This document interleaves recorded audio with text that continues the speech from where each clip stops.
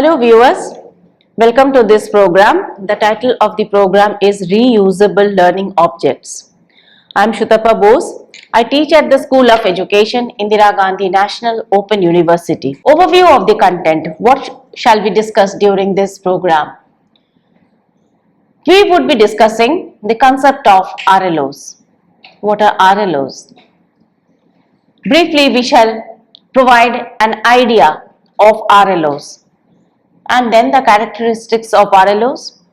What are the benefits of RLOs for teaching and learning? And the standards for development of e-content for RLOs. Our discussion will focus on these four key aspects of RLOs in order to provide you with a basic understanding of reusable learning object. First of all, coming to the first question, what is RLO? Let us analyze this term. You know what it means when we say reusable, something that can be used again. This is quite simple. Let us therefore focus on learning object. You know what is learning? An object. It is an element that helps to learn. The learning object could comprise items with content which facilitates learning. The content could be in the form of text, images or audio files. Videos could be there, or maybe a combination of all of these or some of these. There would also be a scope for practice and the scope for assessing learning. The items are combined, not haphazardly. When I say that there is an item which helps learners to practice what they have learned, and there is also an element which helps to assess whether learning has been effective, and there is also an item that teaches. The assembly of these items is guided by the learning objectives, the instructional objectives. Therefore, RLOs are developed with clearly articulated and specific objective, in keeping with which we assemble the items comprising a learning object. We could put together many learning objects, just like Lego blocks. You might have seen children playing with Lego blocks, plastic blocks, colorful plastic blocks which they put together, fix one into the other, performing houses, chairs, table, bridges, automobiles, things like that. We have pre-built components, the plastic blocks. What kids do? They just fix one into another in order to come out with larger units, like a house. Similarly, bricks are used for building a house. Apart from bricks, for example, for a building we need doors, we need windows, we need a modular kitchen, we need walls. These are all the components that we use for building a house. And nowadays, many components are available ready-made. We just procure them and put them together, assemble them.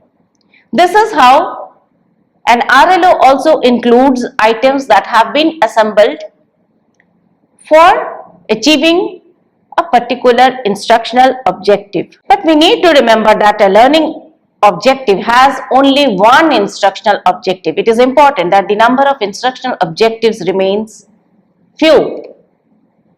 Ideally one.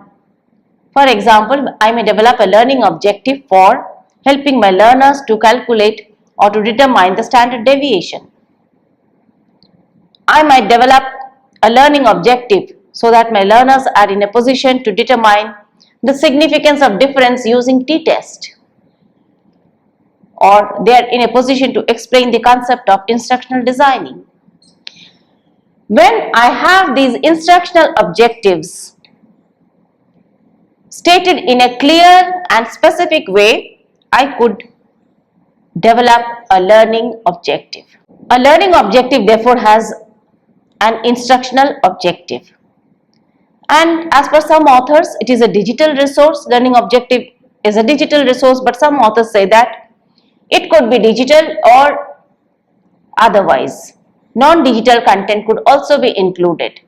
But then what is common between the different views on learning objectives? The thing that is common is that learning objective can be used and reused, or it can be referenced while teaching a technology mediated course.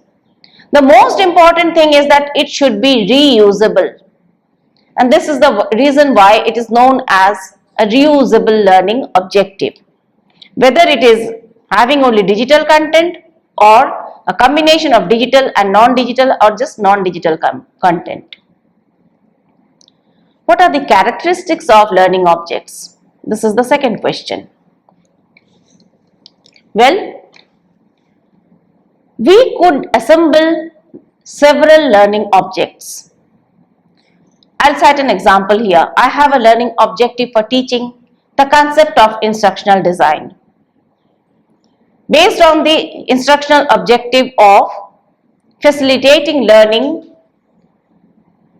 in a way that learners are in a position to describe the concept of instructional designing. I have this learning object. Now I have a second learning object. It is about the genesis of instructional designing. The third learning object is about the benefits of using instructional design. The fourth could be about the models of instructional designing. In order to offer a course on instructional designing, instead of developing content for all these areas that I have just mentioned, what I could do is that I could procure learning objects for the first, second, third and fourth areas that I have just mentioned.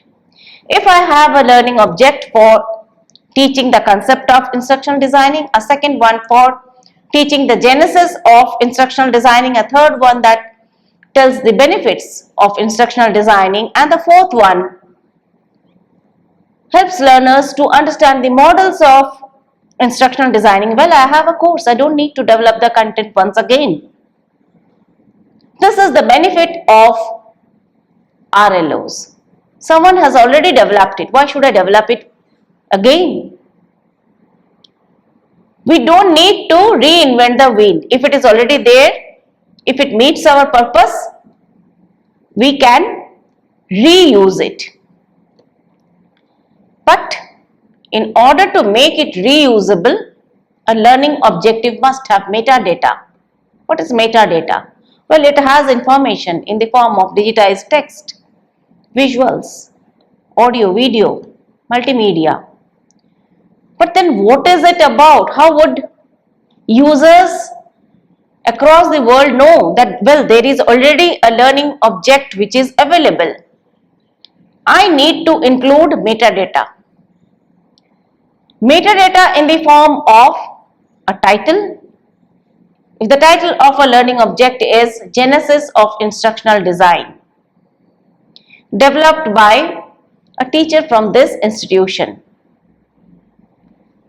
teachers and learners would know that, well, there is a learning object for this particular area and I don't need to develop a course where again learners would also know that, well, there is already some content in this area and I can use it for learning.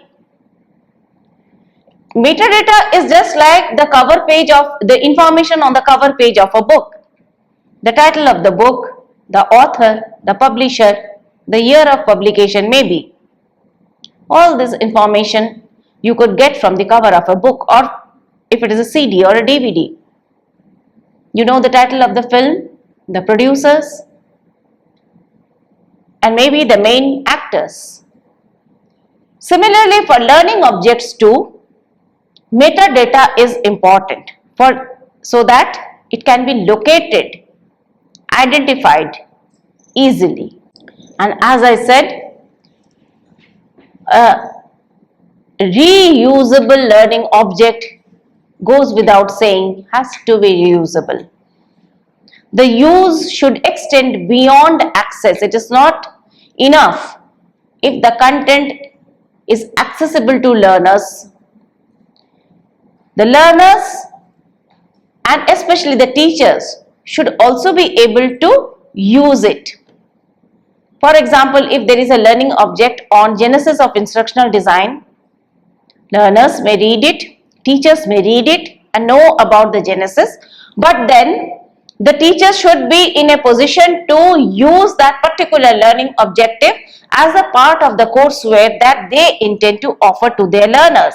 This makes it reusable. Merely reading the content, using the content, no.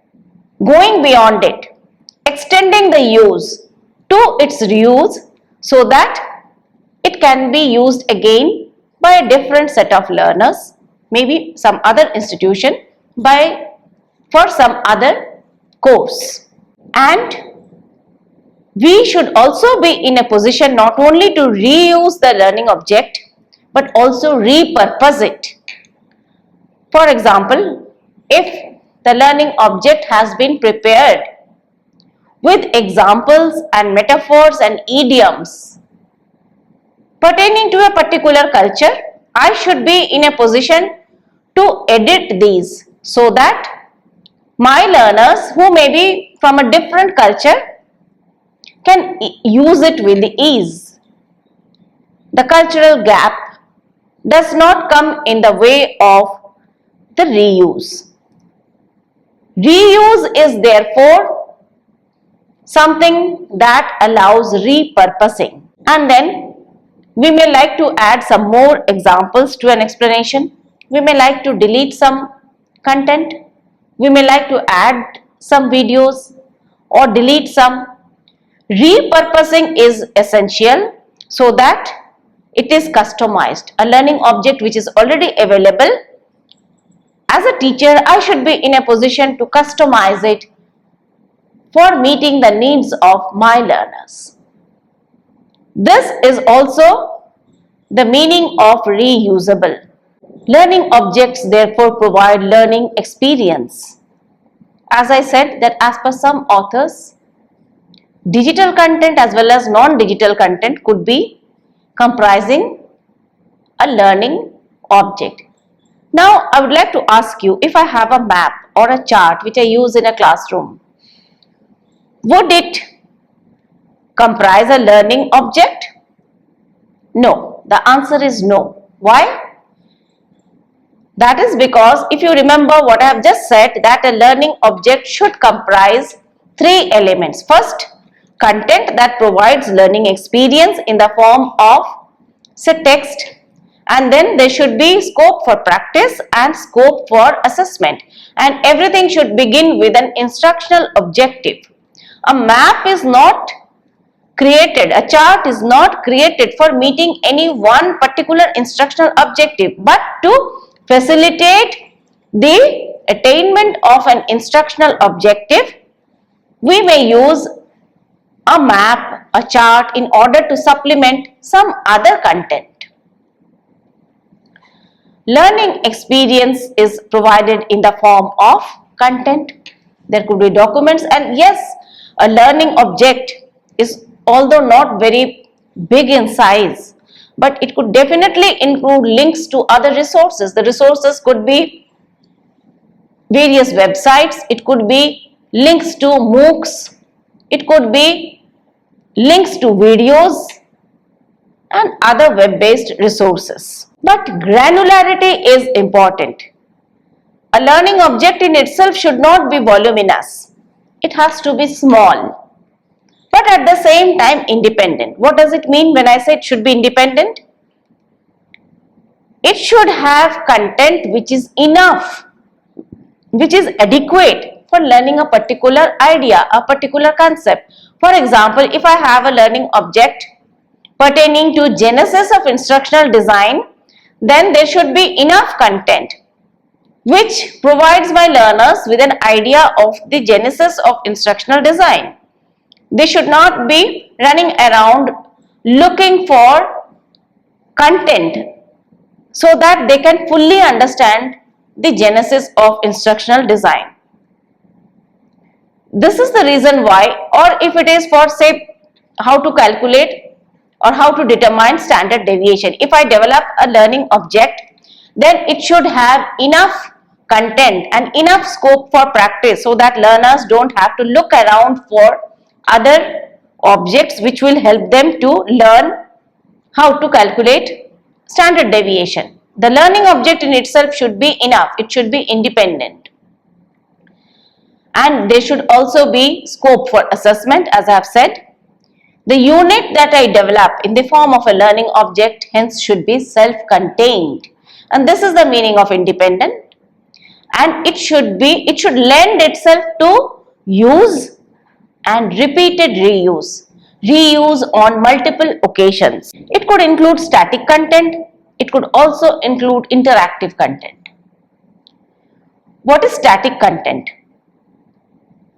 You may be reading about the flight timings after visiting the website of a flight operator.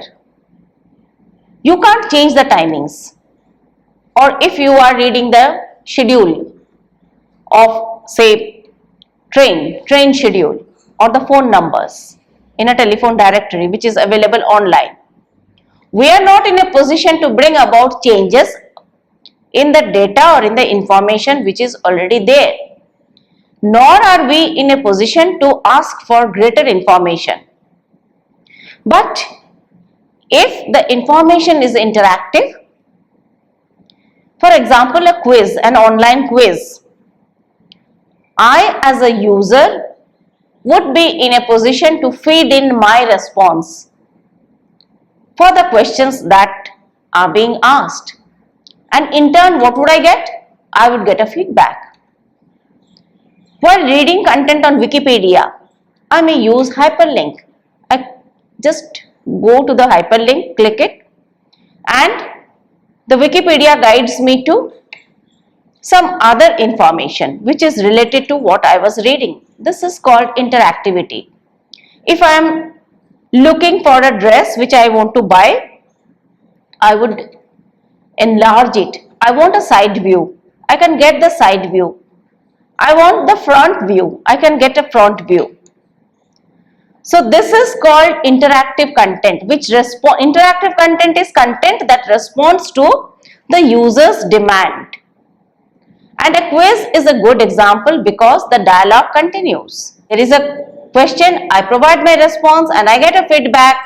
If I have failed the test, I would be asked to read the content once again. I go to that content, come back, take the quiz again, and this time maybe I pass. So you see that there is a dialogue, there is an interaction, ongoing interaction. This is interactive content. A learning object could include either of these two or a combination of these two. It could have some content which is static and some content which is interactive. Now coming to the other characteristics of RLOs. As I have said that RLOs are developed for reuse and repurposing, and there should therefore be an open license, for example the Creative Commons. Users would be free to use but attribution may be required.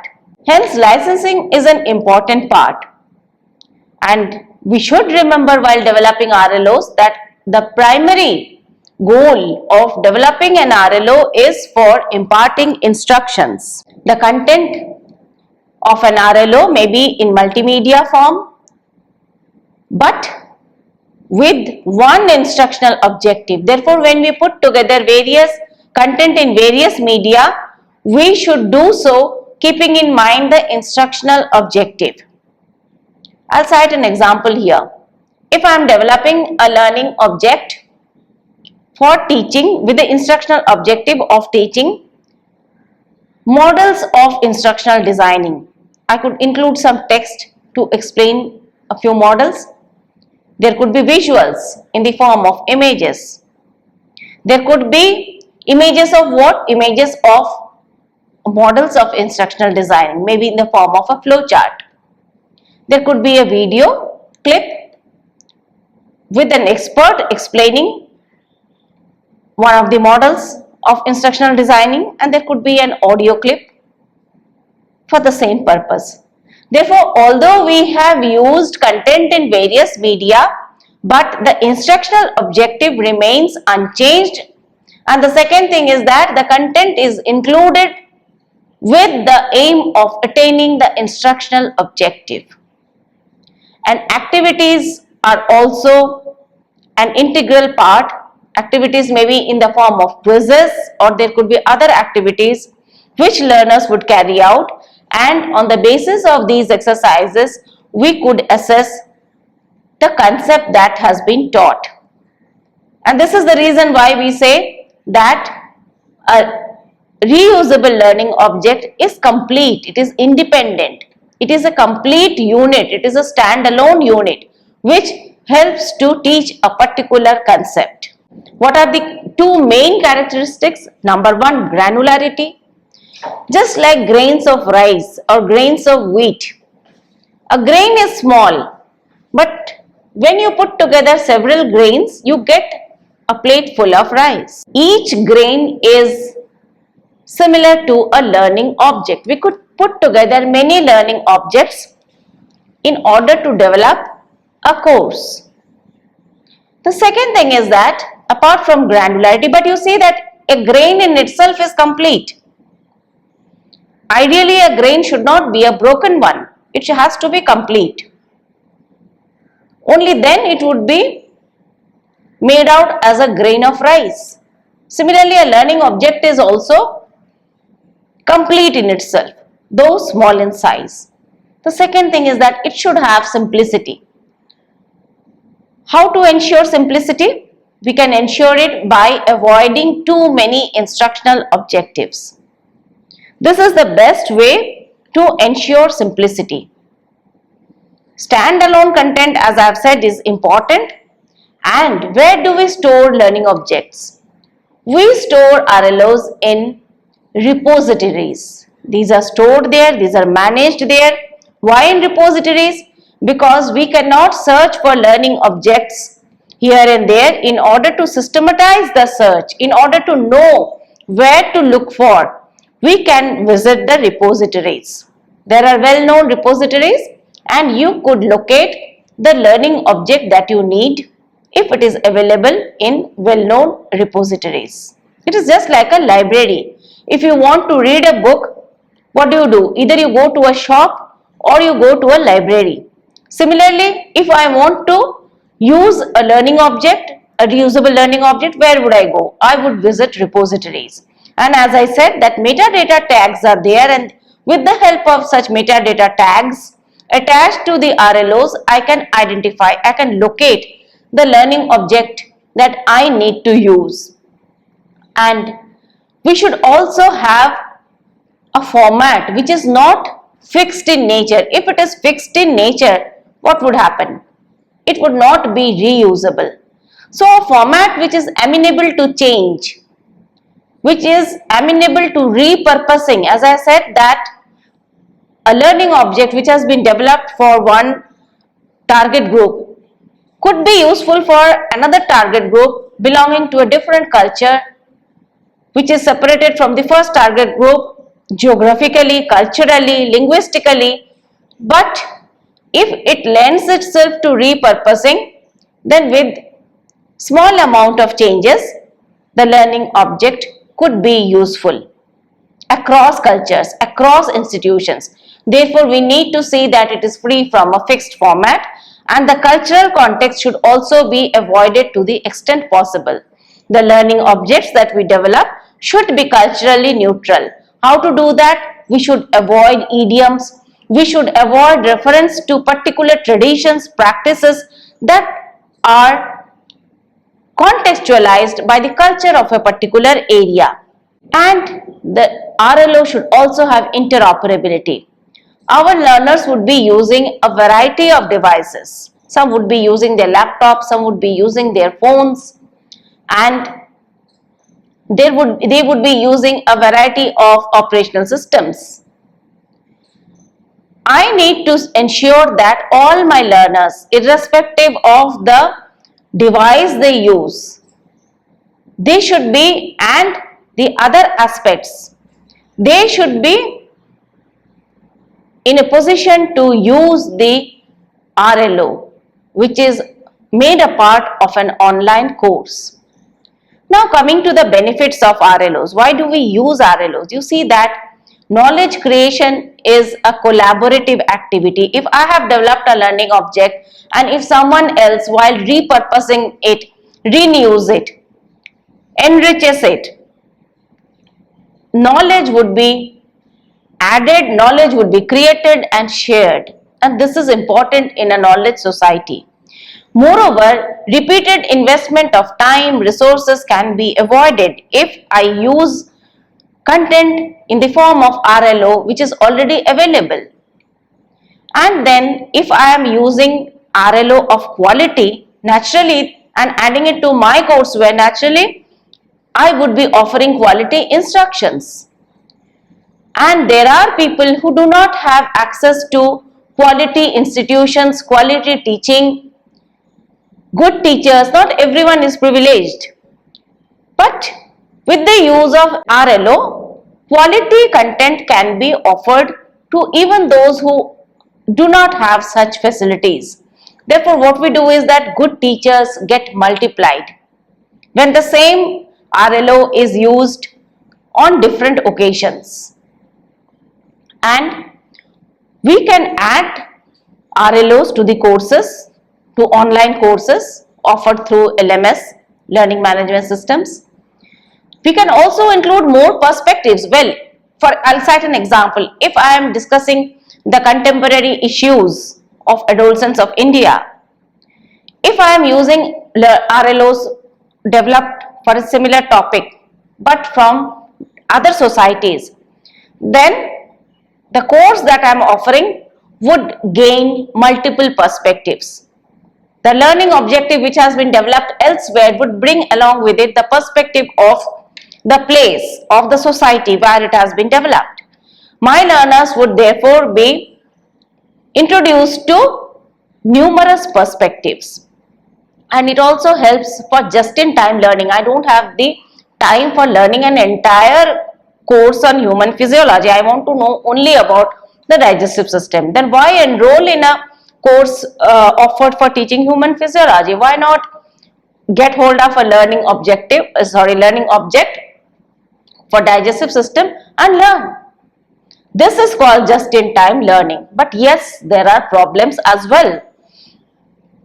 First of all, the content generated has to be stored in approved, accessible repositories. And then creating, uploading, maintaining metadata is time consuming. There could be some difficulties, but with practice we can do it. And it has to be interoperable with various devices and technologies so that it can be used multiple times. And object creation, learning object creation is usually achieved. How? By following internationally accepted standards. And how should I select RLO?